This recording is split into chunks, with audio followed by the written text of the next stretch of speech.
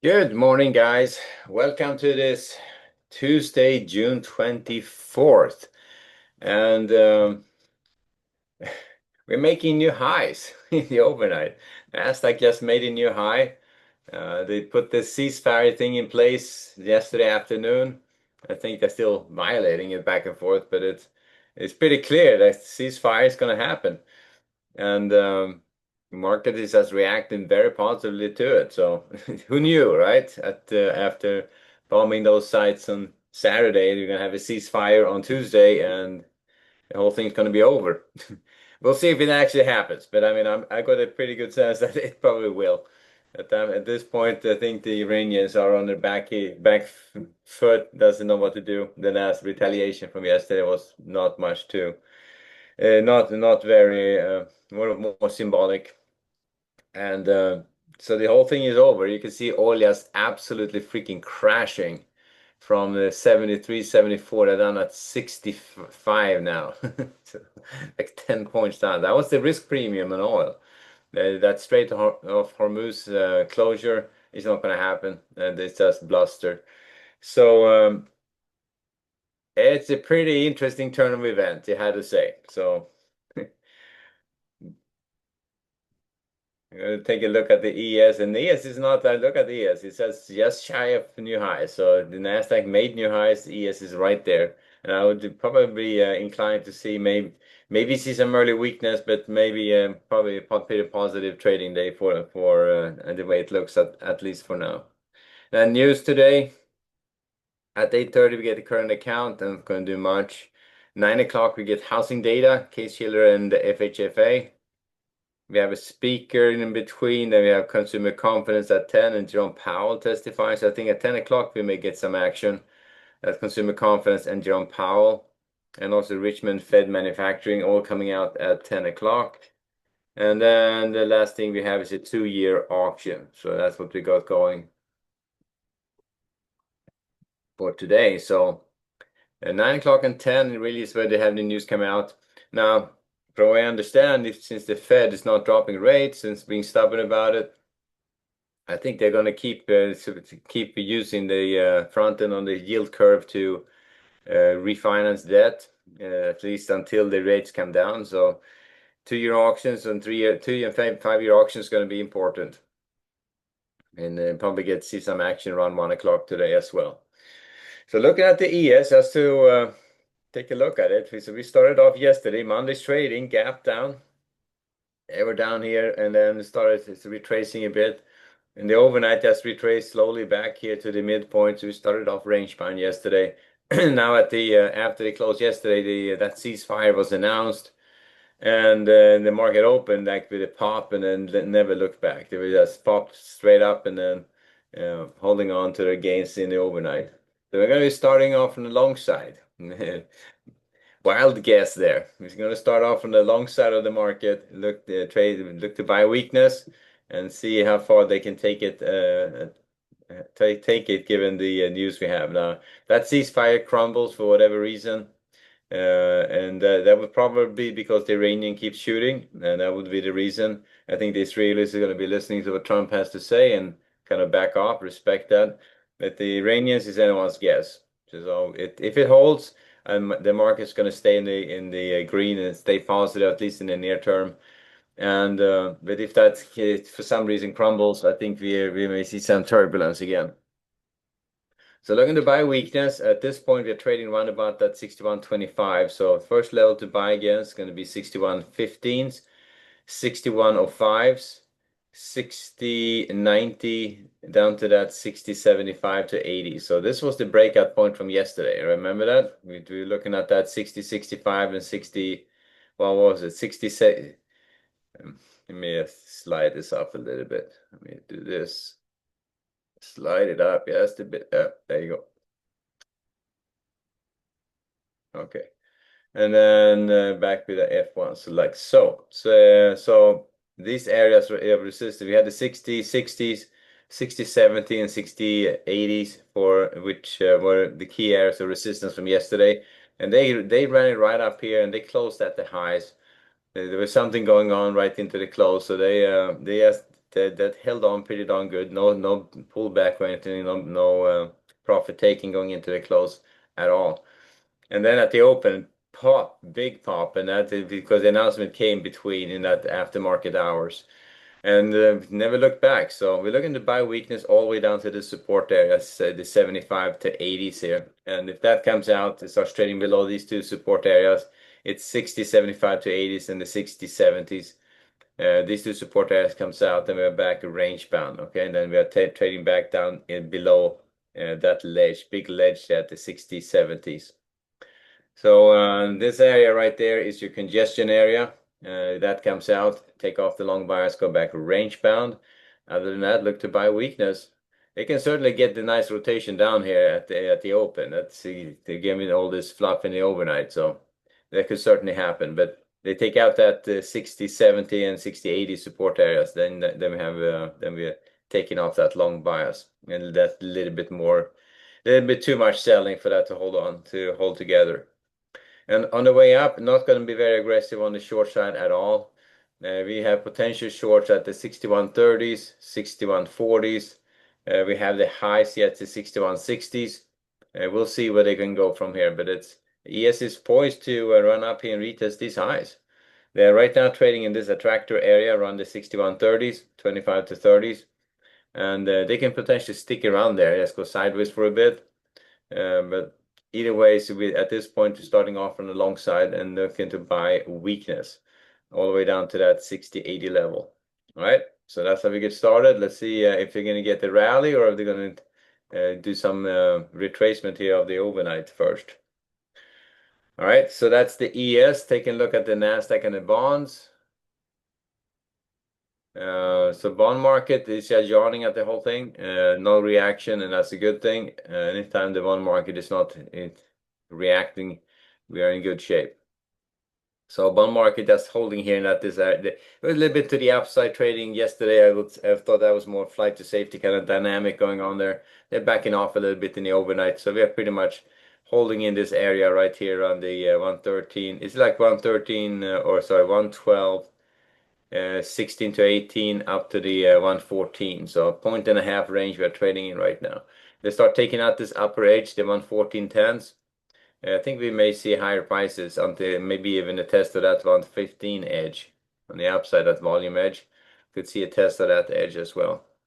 But at this point, it looks to me like they backed off yesterday's little pop to the upside. So I would be looking at range bound trading. Primarily looking to sell strength, 114s, 114.10s, maybe up to 114.20s, but 114.10s definitely for the rotations back down. And then looking to buy weakness, 13.22s, 13.16s, down to that 13.10s for rotations back up again. So pretty much a reasonably tight range. Now read the closest attractor is going to be, well, they have one attractor up here at the 114, 15, 16. We are trading right at that now.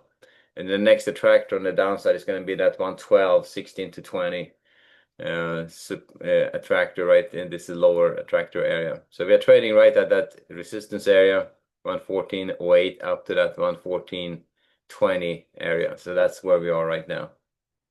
We'll see if they can if they're going to stay in that range or they're going to potentially rotate back into that 112.20s. But starting off range bound, we're trading at that tractor area, so we'll see if they're going to break out. They start trading above the 114.20, stay hop on the long side. I think below the 113.16s, maybe start to hop on the short side and see how far they can take it on the downside. So that's the bonds to get started. Range bound trading, NASDAQ made new highs. Look at that. That is pretty spectacular. So that's our last high we had was like 22 300s, and they popped above that in the overnight. So they're in price discovery territory in the NASDAQ. Go figure, right?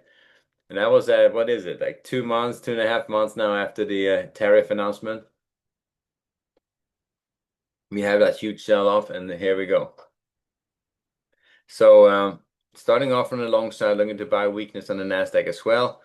At this point, against the 250, 250 to 260s, 22 200s, the 170s down to that 130s for rotations back up.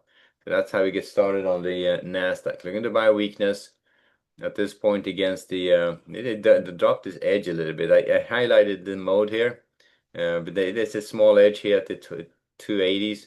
I'm opting now for the 250, 260 support area here in that prior high volume area in the overnight. So this area of support, looking to buy against that, the 22, 200 to 210s, 170s down to the 130s for rotations back up. I would say below 130s, they trade down below this into that 4 letter ledge and 5 letter ledges, 4 and 6 letter ledges. I think we are heading back into this lower range again. So below that area, 130s, take off the long bias, go back range bound. Otherwise, stay on the long side. Since we have made a new high on the NASDAQ, I would just stay on the long side and not be super aggressive on the shorts at this point.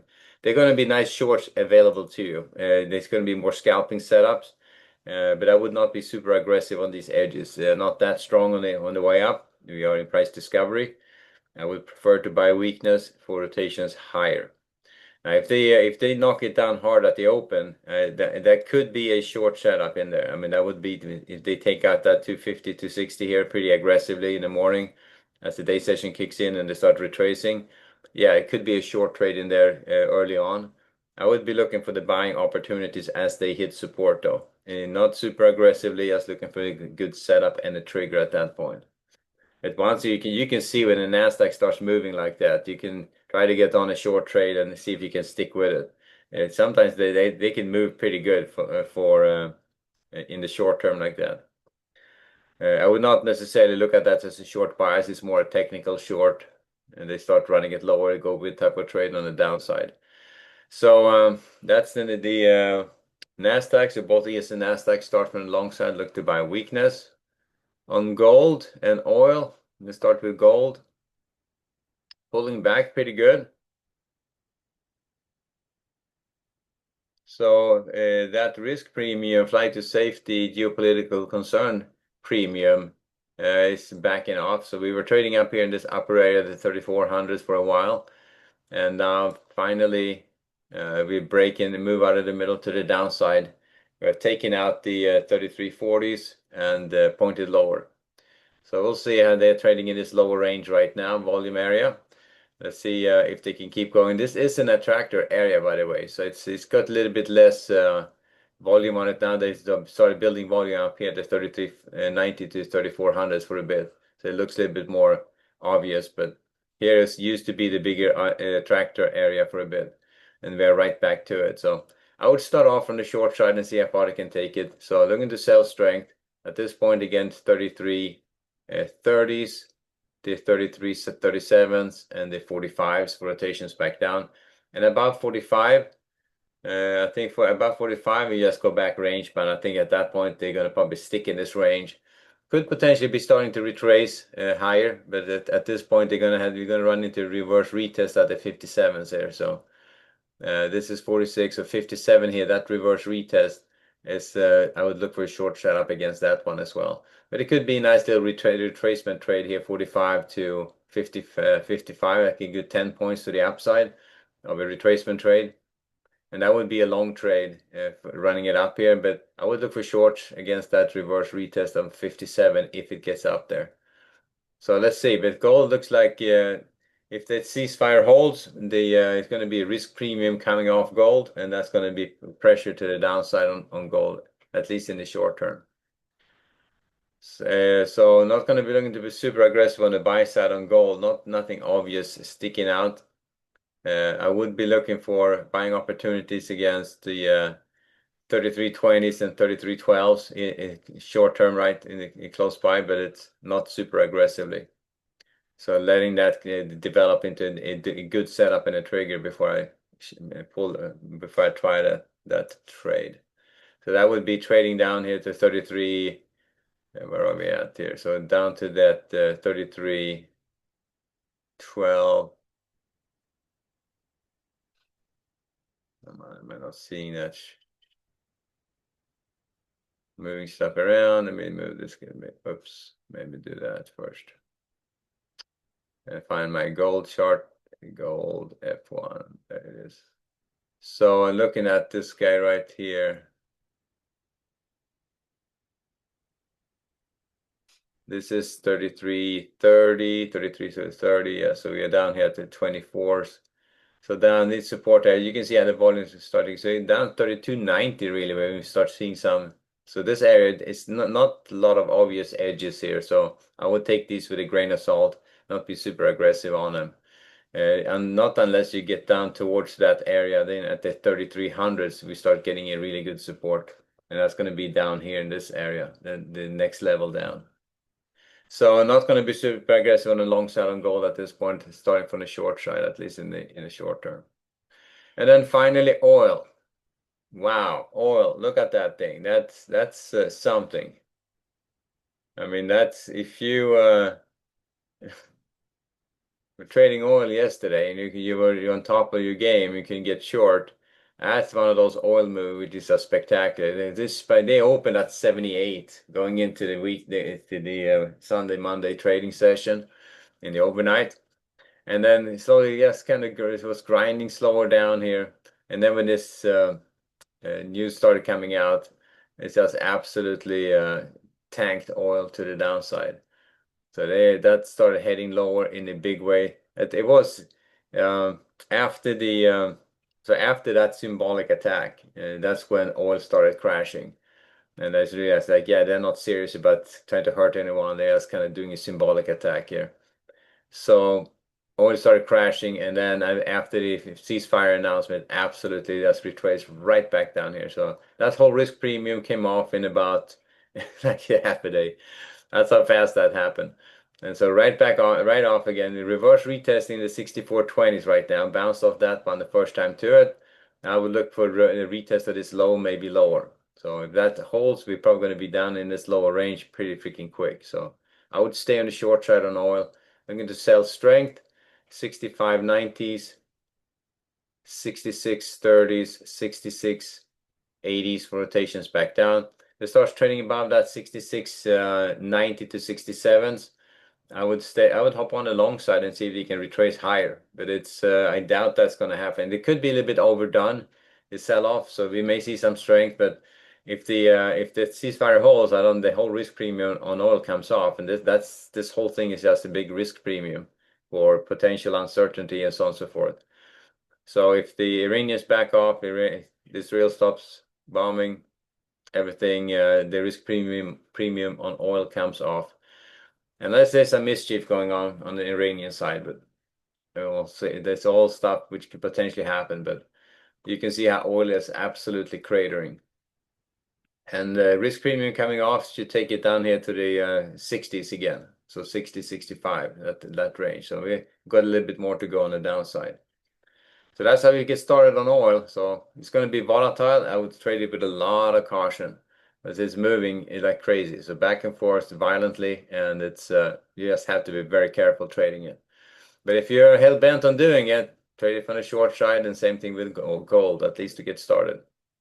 All right, back to the ES, and I'm going to wrap it there. So starting off from the long side, let's see if we're going to get the little pullback here right at the open for a buying opportunity. If not, we may just have to chase it. Who knows?